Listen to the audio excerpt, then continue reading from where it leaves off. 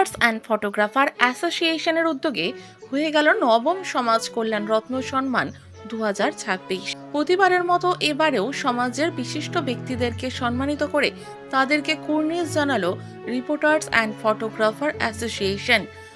বুধবার কলকাতা প্রেস ক্লাবে অনুষ্ঠিত হয়ে গেল নবম সমাজ কল্যাণ রত্ন সম্মান 2026। রিপোর্টার অ্যান্ড ফটোগ্রাফার অ্যাসোসিয়েশন ও অলোক ফাউন্ডেশনের যৌথ উদ্যোগে সমগ্র অনুষ্ঠান পরিচালিত হয়। এই দিন মঞ্চে প্রধান অতিথি হিসেবে উপস্থিত ছিলেন ডক্টর মদন চন্দ্রকরণ বিদ্যালঙ্কার ও বিশেষ অতিথি নন্দিনী ভট্টাচার্য।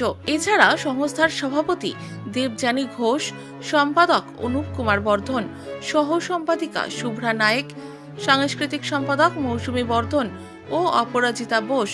এবারে মোট 13 জনকে সমাজ কল্যাণের কাজের ভিত্তিতে সমাজ কল্যাণ রত্ন সম্মানে সম্মানিত করা হয়।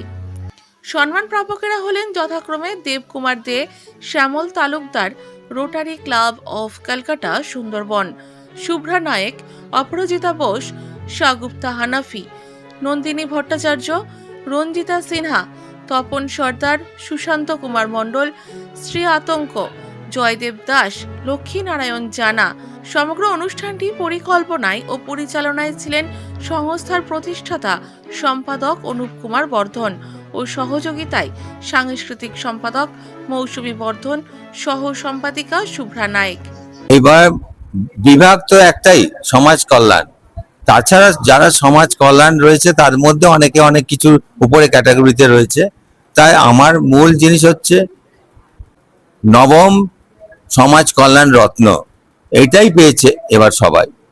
মানে মোট 13 জনকে পেয়েছি, ম্যাক্সিমাম মেয়েরা বেশি, এই মহিলারা আছে বিভিন্ন জায়গায়, যারা কেউ কেউ কুকুরের উপরে রয়েছে, কেউ মানুষের উপরে রয়েছে, বা পুরুষ সমাজের উপরে কারা আছে, এবং তার মধ্যে একজন রটারি ক্লাব তাকে দেওয়া হয়েছে। তারা তো প্রচুর ভালো কাজ করে, তাদেরকে দেওয়া হয়েছে। রিপোর্টার অ্যান্ড ফটোগ্রাফার অ্যাসোসিয়েশন আগামী দুটো পরিকল্পনা রয়েছে। একটা হচ্ছে আমার মেয়ের একটা প্রোগ্রাম আছে ভিভা 3, মানে গ্ল্যামার গুলো ফ্যাশনে, তার মধ্যে রিপোর্টার অ্যান্ড ফটোগ্রাফার পরোক্ষভাবে থাকে, এই একটা প্রোগ্রাম।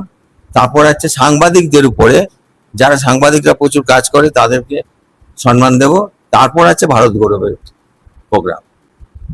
এর মধ্যে সাংবাদিক অ্যাওয়ার্ডটা আমি করব। আমাকে এখানে প্রধান অতিথি আকারে নিয়ে আসা হয়েছে। তো একজন অতিথি হিসাবে আমি প্রথমেই তাদের শুভাকাঙ্ক্ষী মানুষ, সেজন্যই তারা আমাকে ডেকেছেন। এই সমাজ কল্যাণ রত্ন আমার খুব পছন্দ হয়েছে, কারণ সমাজের বৃহত্তর অংশ মানুষ কাজ করে সমাজের কল্যাণ। সেখানে আমাদের মতো বুদ্ধিজীবীদের সংখ্যাটা কিন্তু অনেকটা কম। তো সমাজের বৃহত্তর অংশে যারা নানাভাবে, কেউ চাষবাসের ক্ষেত্রে, কেউ জীবিকার ক্ষেত্রে, কেউ সমাজ কল্যাণের এই ক্লাব আছে রোটারি ক্লাব, সেখান থেকে কেউ নারী কল্যাণ মন্ত্রক থেকে, কেউ পুরুষ কল্যাণের জন্য আসছেন। এই যে বিভিন্ন বিভাগ থেকে রিপোর্টার্স অ্যান্ড ফটোগ্রাফার্সরা এবং এই অলোক ফাউন্ডেশন, এনারা যারা দিচ্ছেন এই পুরস্কারটা, আমার মনে হয়েছে খুব ব্যালেন্স চিন্তা ভাবনা, সমাজের নানা শ্রেণীর মানুষকে তুলে ধরার একটা প্রয়াস এর মধ্যে দেখতে পাচ্ছি। খুবই ভালো লাগছে আজকে যেরকম একটা পুরস্কার পাওয়া, বিশেষ করে মানে রিপোর্টার্স এবং ফটোগ্রাফার অ্যাসোসিয়েশনের কাছ থেকে এরকম পেলে তো আরো ভালো লাগে, কারণ যে কোনো কাজ তো মিডিয়ার সঙ্গে না থাকলে তার সাফল্য আসে না। এবং আমরা আমাদের এই কাজটার ক্ষেত্রে বলতে পারি আজকে যেখানে এসে দাঁড়িয়েছি বা যে সামান্য সাফল্য, সেটা মিডিয়া না থাকলে সম্ভব হতো না। কাজে আপনাদের সবার কাছে আন্তরিকভাবে কৃতজ্ঞ যে আমাকে এই পুরস্কারটা দেওয়ার জন্য আপনারা যোগ্য মনে করেছেন। এবং ভবিষ্যতেও আমাদের এই কাজের আরো যে সাফল্য যদি আসে, যদি আমরা আরেকটু এগোতে পারি, আপনাদের তো সঙ্গে থাকতেই হবে। যে আপনাদের বিশেষ করে এই ধরনের যে আপনাদের তরফ থেকে পাওয়া সম্মান বা পুরস্কার, সেটা আমাদেরকে আরো অনেক এগিয়ে যেতে সাহায্য করবে এবং ভবিষ্যতে যারা এরকম কাজ করবেন তাদের জন্যও অনেক উৎসাহ প্রদান করবে বলেই মনে করি। চাইবো আপনাদের এই কাজটা, এই সম্মান প্রতি বছর এভাবেই সমারোহের সঙ্গে পালিত হোক।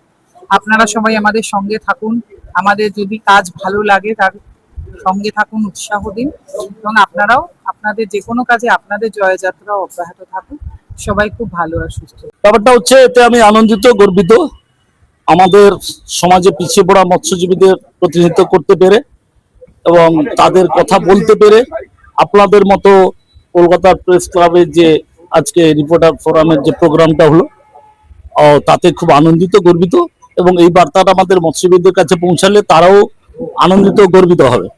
আমাদের এই দলনিরপেক্ষ এই মৎস্যজীবীদের গণসংগঠন এর দীর্ঘায়ু কামনা করব, আর আমাদের সংগঠন থেকে আপনাদের শুভেচ্ছা, ভালোবাসা, অভিনন্দন জানাবো। আগামী দিন যেভাবে আমার লড়াই ছিল মানুষের সমাজসেবা কাজকে এগিয়ে নিয়ে যাওয়া, আগামী দিন আরো চাইবো, যেহেতু পিছিয়ে পড়েছি এই জীবন সাহা ফলস কেসে যেমনি আমাকে পিছিয়ে দিয়েছে, আগামী দিন এই জীবন সাহার বিরুদ্ধে আমার লড়াই থাকবে, ওনার অত্যাচার বিরুদ্ধে আমার লড়াই থাকবে। আমাদের বিজেপি, এইটাই হচ্ছে ভারতীয় জনতা পার্টি নরেন্দ্র মোদীর নেতৃত্ব। 4 তারিখে ফল ঘোষণা পরে আমাদের বিজেপি সভাপতি, আমাদের রাজ্য সভাপতি যেভাবে বলেছে যে তৃণমূলকে 6 তারিখে কর্মীদেরকে এনে মাছ ভাত খাওয়ানোর জন্য, সে 4 তারিখে আগেই বলে দিয়েছিল, কিন্তু 5 তারিখে বিকালবেলা তখন বললো সবকিছু যে তাদেরকে ঘরে ফিরাতে হবে, এবং তারা যেন আমাদের যে তৃণমূল যে 2021-এ যেটা করেছে সেটা আমাদের মধ্যে করলে চলবে না, তাদেরকে ঘর রাখছি। আমি তো অলরেডি 14 তারিখে সিএম কে মেল পাঠিয়েছি যে আমার ফলস কেস দিয়েছে, সেটা আমি রিপোর্টও চাইছি, না তো কেসটাকে যদি সরকারের মাধ্যমে যদি উড্র করে সেটা আমি সরকারের উপরে বিভিন্ন জায়গায় সেটা জানাতে হবে, আমি জানাচ্ছি। আগামী দিন সেই জানানোর জন্য আমি চারিদিকে যতদিন যেখানে দৌড়ানো হবে, আমি যেখানে পৌঁছানো আমি যাব।